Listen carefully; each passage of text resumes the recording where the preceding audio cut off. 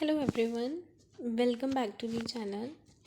तो आज की इस वीडियो में हम करने जा रहे हैं वर्कशीट 9 CEP PSCB क्लास 9। ठीक है, तो स्टार्ट करते हैं। ये आपने रीड करना है, कर लो, वरना इसमें कुछ खास है नहीं, यही बताए कि क्वेश्चन किसके बेस्ड हैं। तो स्टार्ट करते हैं। The main purpose of land revenue policies of the British in India was to extract as much money as possible. To achieve this purpose, British adopted various land policies, which land revenue system was introduced by Lord Cornwallis in 1793, which is in Bengal, Bihar, Banaras, North India. तो Lord Cornwallis ने एक system start किया था land revenue, जो कि इन states में हुआ था और इस सन में हुआ था। तो ये था परमानेंट सेटलमेंट। उसके बाद है कि first urbanisation Indus Valley civilisation के टाइम पे हुई थी और 600 से 400 BC में सेकेंड अर्बनाइजेशन हुई। ठीक है, so because this period saw the establishment of very large cities, है ना, बहुत बड़ी बड़ी सिटीज़ थी, जैसे महानगर, पुरान महानगर्स बोलते थे। तो कौन सी सिटी थी उस टाइम की? तो इसका आंसर आएगा ऑल ऑफ दीज।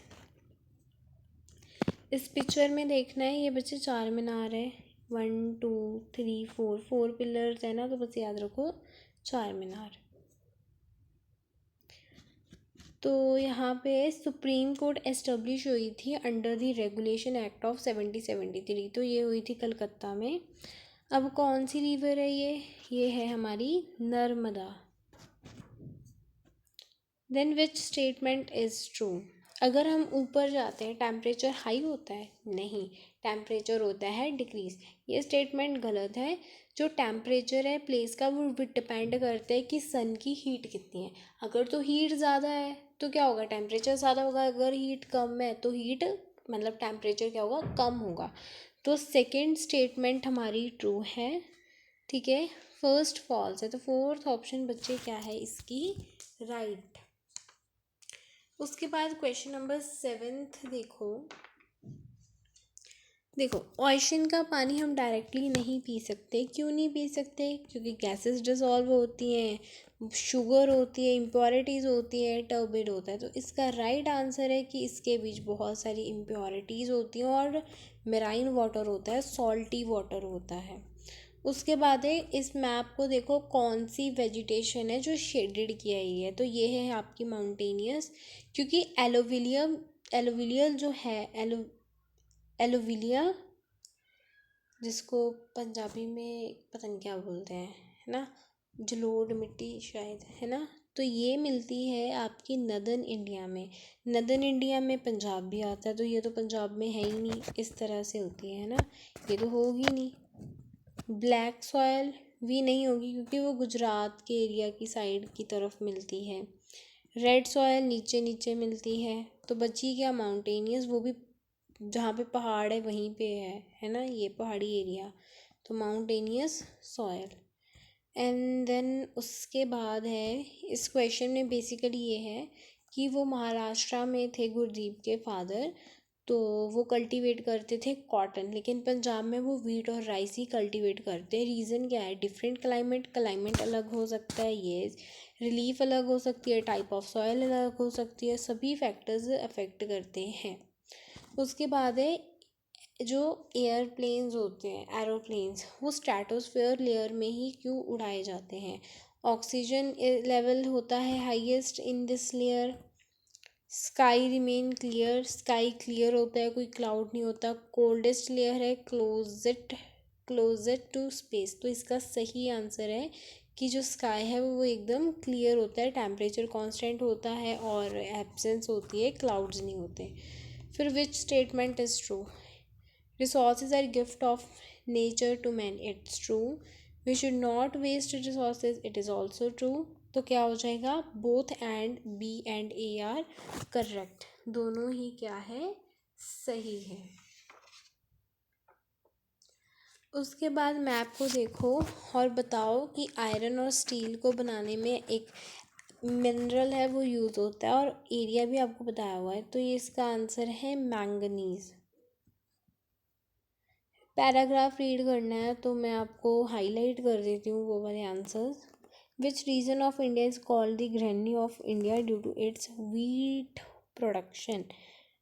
तो बेसिकली वीट की प्रोडक्शन होती है हिली हायर स्लोप एरियाज में, मतलब पैडी की, है ना। तो इसका आंसर नॉर्दर्न पार्ट, देखो from the northern part to some state of south wheat is produce in India, ठीक है, नॉर्दर्न पार्ट।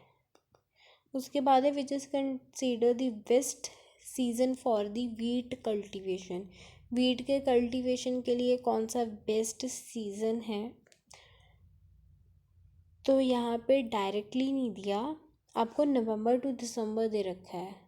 तो ये क्या है, विंटर सीजन होता है, नवंबर टू दिसंबर विंटर होता है ना, तो इसका आंसर आएगा विंटर।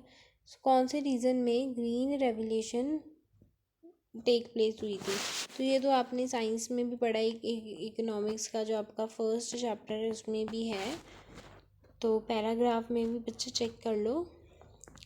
ये रहा, रेवोल्यूशन हुई थी, ग्रीन रेवोल्यूशन। तो इसी के साथ हमारी वर्कशीट 9 होती है डन। अब हम करते हैं वर्कशीट 10 का सोल्यूशन।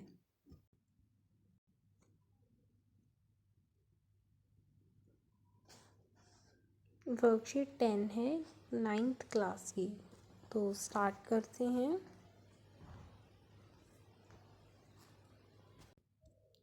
क्वेश्चन नंबर 1 है, one of the main ideas of the Indian national movement was to achieve Swaraj. How did the farmer of the Indian Constitution include this ideal in the Constitution, Indian Constitution? So इसका right answer है बच्चे, by decentralizing the powers between the center and state and implementing local self government.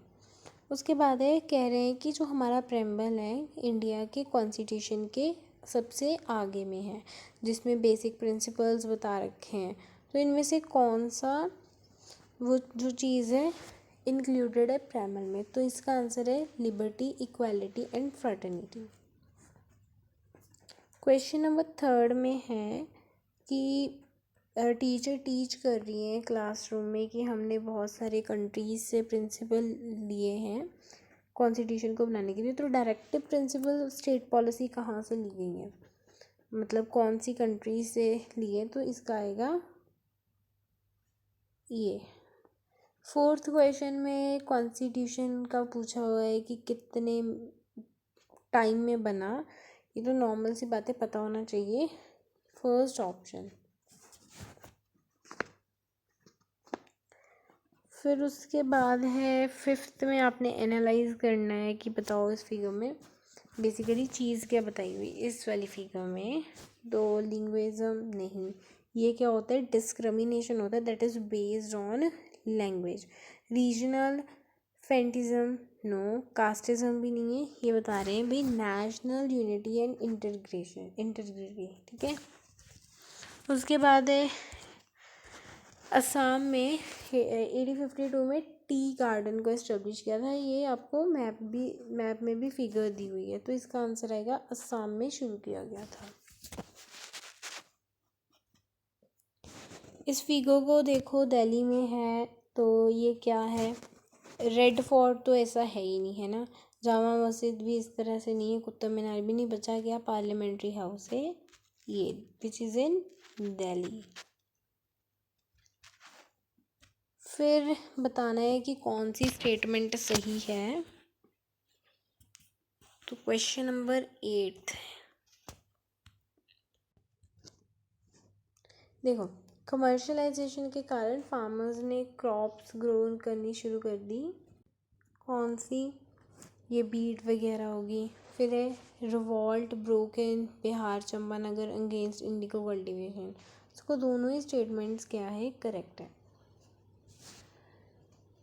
ये इस figure को बताओ कौन है, ये हिंट दे रखी है 1857 के, जिसने जो फैट से बनी हुई थी उसको रिफ्यूज़ किया था, ये मंगल पांडे है भाई, ये तो आपने 8th में पढ़ा होगा, है ना, मंगल पांडे के बारे में, 13th चैप्टर में था मे बी। आज हमारे इस टाइम पे, मॉडर्न टाइम में, बहुत सारी कंप्यूटर, नेटवर्क, मोबाइल, सभी की फैसिलिटीज़ है। ऐसी कौन सी फैसिलिटीज़ है जो बैंक नहीं प्रोवाइड करता? देखो, नेफ्ट की तो प्रोवाइड करते हैं, आरटीजीएस की भी प्रोवाइड करते हैं, इंटरनेट वीज़ा की भी प्रोवाइड करते, इंटरनेट बैंकिंग भी प्रोवाइड करते हैं, लेकिन वीज़ा थोड़ी ना प्रोवाइड करते हैं। सो नॉट बताना है, ये तो सभी करते हैं। तो करेक्ट आंसर बच्चे आपका है वीज़ा।